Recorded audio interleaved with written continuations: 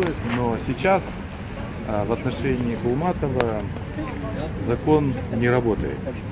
И сегодняшнее судебное разбирательство, четвертый круг по продлению меры пресечения, еще на 1 месяц суд оставил Кулматова под стражей, тому подтверждение, что закон в отношении Кулматова не срабатывает ни при каких обстоятельствах.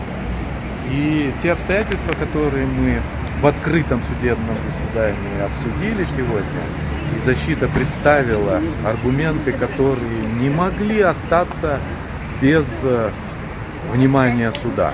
Например, я уже много раз повторял об этом, что ущерба нет и он не установлен.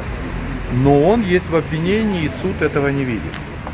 Я говорю о том, что обвинение использует недействующие акты нормативные. То есть я говорил о использовании следствием проекта постановления правительства. У любого юриста вызовет вопрос, а проект является действующим документом или нет? Конечно же нет, но в обвинении он есть, и суд не слышит этого. Пойдем дальше.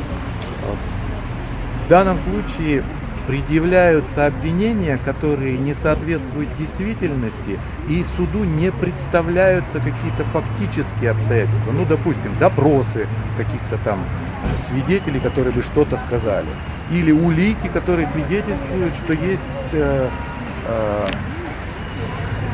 коррупция. Нет, не представляется. И суд тоже удовлетворяет просьбу следствия. Следователь, отвечая на вопросы защиты, говорит о том, что он считает, что посол Российской Федерации не имеет полномочий отвечать адвокату, что у Кулматова нет российского гражданства. Следователь говорит о том, что Кулматов не может скрыться от следствия через государственную границу. Почему? Потому что там выставлены соответствующие запреты. То есть нет никаких оснований полагать, что он там скроется. Но он и не давал повода, чтобы так говорили о нем. И все равно суд считает, что Кулматов должен находиться под стражей. Сам Кубанычбек Кенешевич говорит, да со мной ни одного действия эти 4 месяца, уже скоро будет 4 месяца, никто не проводил и не проводит. Зачем я нахожусь там?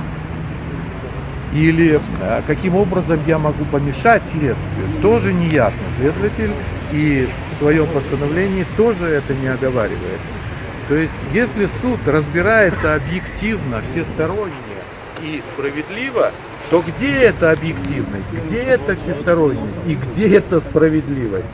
Простите, в отношении Кулматова нет ни законности, ни справедливости, ни всесторонности, ни объективности. Будем обжаловать в городской суд.